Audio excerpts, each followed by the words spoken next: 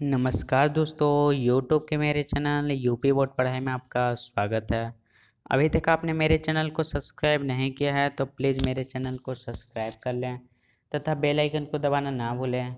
अगर यह वीडियो अच्छी लगे तो प्लीज़ लाइक ज़रूर करें तथा कमेंट करके बताएं कि आपको यह वीडियो कैसी लगे तथा अपने दोस्तों में जितना से जितना हो सके इस वीडियो को शेयर करें। तो हम लोग पढ़ रहे आज हम लोग शुरू करने वाले हैं तरलों की यांत्रिक गुण। तो यह हमारा फिजिक्स का हमारा 10वां लेसन है। तो चलिए वीडियो को स्टार्ट करते हैं। तो हाँ, हमारा जो पाठ का नाम है वह तरलों का यांत्रिक गुण है। तो सबसे पहले हम तरलों के बारे में जानेंगे, फिर उनके यांत्रिक गुण के बारे में जानेंगे। तो तरल क्या होता है? तो पदार्थ की वह अवस्था जिसमें बहने का गुण पाया जाता है तरल पदार्थ कहलाता है। तो द्रव व गैस में बहने का गुण पाया जाता है। तो हमारा जो द्रव व गैस है वह हमारा तरल पदार्थ कहलाएगा। तो अब हम जानते हैं कि इनके जो यांत्रिक गुण के बारे में आप जानते हैं। तो पहला जो टॉपिक है वह आता है हमारा दाब। तो किसी वस्तु के एकांक पृष्ठीय क्षेत्रफल पर लगने वाले बल को दाब कहते हैं। मतलब कि इसको हम फार्मूला के माध्यम से समझते हैं। तो यहाँ दिया है यदि किसी समतल पृष्ठ का क्षेत्रफल ए हो तथा पृष्ठ पर अभिलंबवत बल F लगा हो तो हमारा पृष्ठ पर दाब बराबर A/A हो जाएगा। तो जो परिभाषा था वह था कि किसी एकांक पृष्ठीय क्षेत्रफल पर लगने वाले बल को हम दाब कहते हैं। मतलब कि जो यहाँ A है वह हमारा एक है, मतलब कि एकांक है एक है। तो जो हमारा P बराबर हो जाएगा F, मतलब कि एकांक क्षेत्रफल पर लगने वाले बल को दाब कहते हैं। तो हमारा जो दाब बराबर हो जाएगा वह हो जाएगा बल बट्टा क्षेत्रफल। तो पृष्ठ के किसी बिंदु पर दाब का मान ज्ञात करने के लिए बिंदु के चारों ओर सूक्ष्म पृष्ठीय क्षेत्रफल डेल्टा ए पर कार्यरत बल डेल्टा एफ का मान ज्ञात करते हैं। तब उस बिंदु पर दाब, मतलब कि जो डेल्टा ए है हमारा, वह हम एकदम सूक्ष्म आकार का, मतलब बिंदु आकार का हम कर देते हैं कि उसका व्यास 0 के ओर अग्रसर हो, मतलब कि उसका व्यास बहुत ही कम हो। तो जो उस बिंदु पे, उस सूक्ष्म बिंदु पे जो हमारा दाब होगा वह होगा P बराबर limit delta A tends to 0 बराबर डेल्टा F/A। तो यहाँ हमारा जो LIM है उसको हम लिमिट पढ़ते हैं तथा यहाँ डेल्टा ए एरो लगा के 0 किया है तो इसको हम डेल्टा ए टेंस टू 0 पढ़ते हैं। तो जो डेल्टा ए है यहाँ यह दिखाया जा रहा है कि जो डेल्टा ए है वह 0 के ओर अग्रसर है, मतलब 0 के ज़्यादा करीब है। तो मतलब कि वह एक भी नहीं है, वह 0 के बहुत करीब है।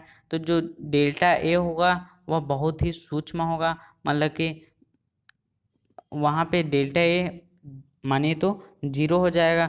तो 0 से 0 के समीप होगा। तो जो हमारा दाब P बराबर हो जाएगा वह हो जाएगा डेल्टा F/डेल्टा A।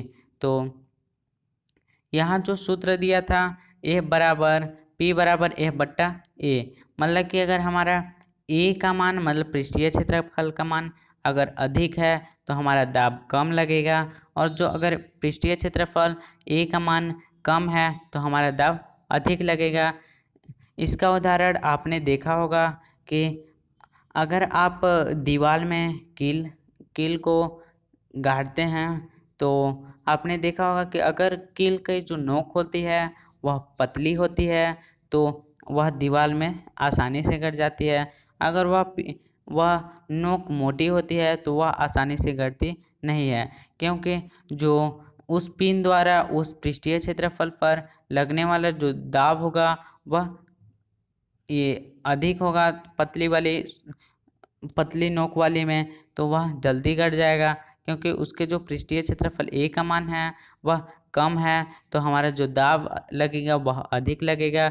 और जब मोटी नोक वाले, जब हम सुई को लेते हैं या कील को लेते हैं तो हमारा ए का मान अधिक होता है, मतलब पृष्ठीय क्षेत्रफल का मान अधिक होता है, तो हमारा जो पी है वह कम होता है, मतलब कि जब दाब कम लगेगा तो वह आसानी से अंदर नहीं धंसेगा।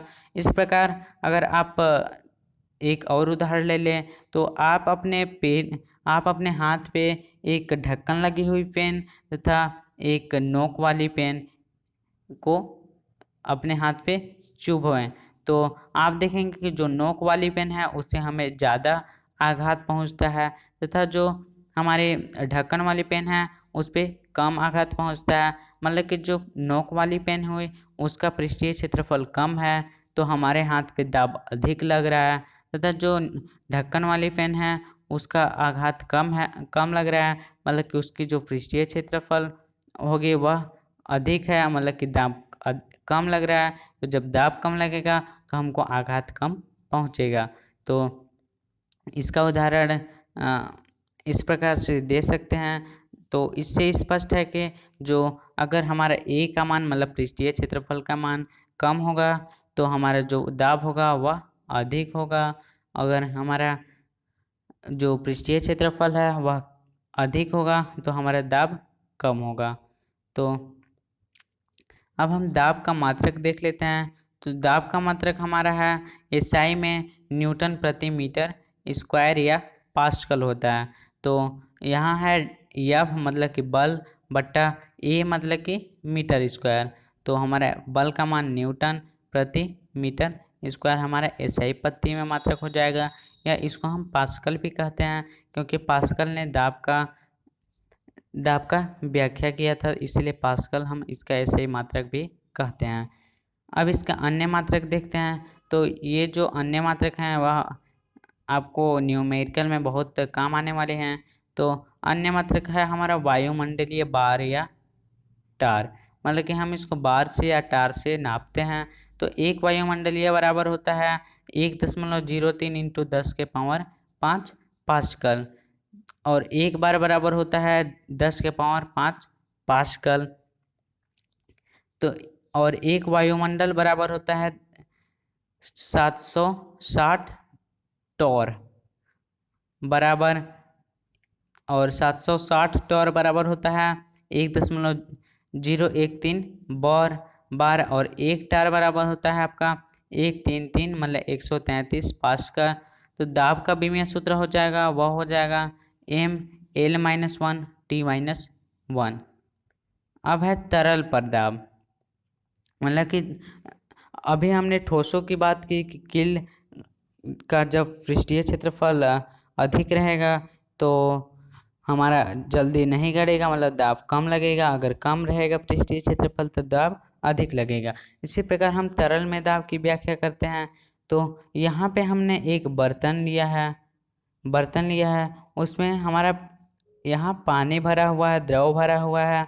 तो जो यहाँ पे हम एक छिद्र कर देते हैं, तो यहाँ पे चित्र में एक छिद्र दिखाया गया है, तो हमारा छिद्र से पानी निकलने लगता है। तो यदि हम चाहें कि जो छिद्र है वह उसको बंद करना है तो हम छिद्र के जितनी हमारी छेद होगी उसके ही लंबाई व्यास की हम प्लेट को लगा देंगे तो हमारे पानी रुक जाएंगे।